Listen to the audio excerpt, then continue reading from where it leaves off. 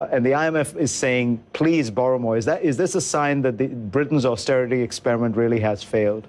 Well, let's be fair to Britain's austerity experiment, which, of course, I disagree with. I'm known to disagree with. But I think the IMF has been very cautious. Basically, what it said is you should do a bit more spending now and a little less spending a year or two from now. And what they've talked about is really small beer. Above all, I think the government threw away a policy option.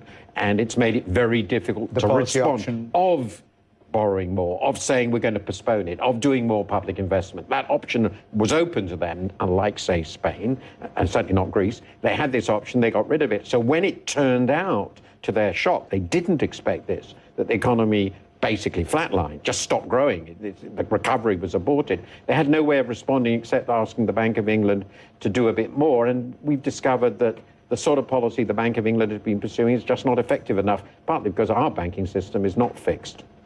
And how does the austerity debate look to you?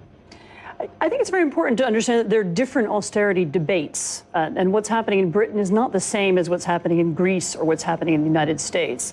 The politics and the economics of austerity or budget cutting is different. In Greece, for example, the Greeks don't have the option of borrowing because nobody will lend to them. What their ability to borrow is determined as much by the bond market and by their relationship with Germany as with anything else. So they're forced to undergo a budget cutting process, which probably they should have undergone a decade ago, and which is really more of a basic reform process. That's not quite the same thing as what's the argument in the United States or the argument here. So whether austerity works or doesn't work, it depends what is the purpose and what is the goal.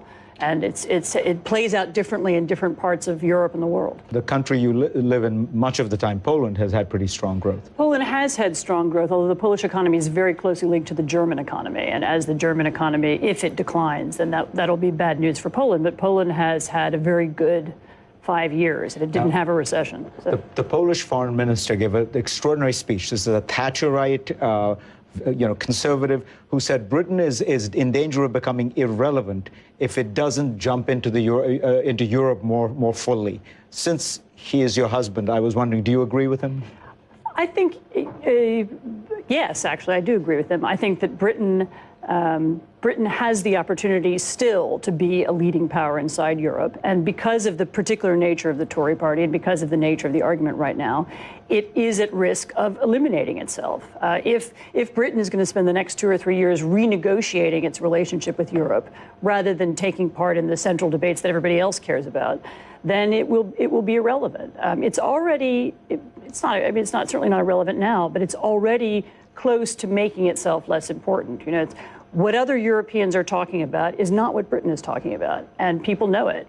And I think the Polish foreign minister's speech reflected what a lot of other people think. I don't think that was his view on its own. I think we could end up out of this.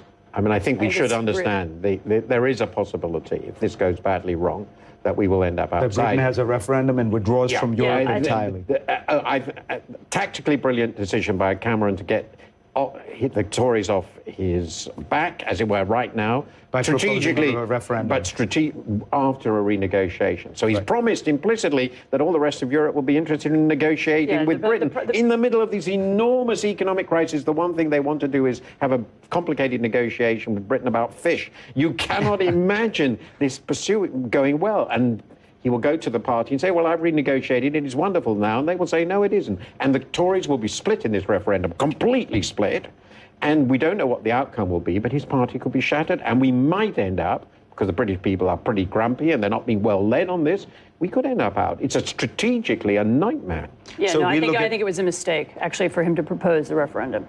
So a final thought. We look at the United States and it seems glum and gloomy and dysfunctional. Great show. But from here, it sounds like we should be more cheerful.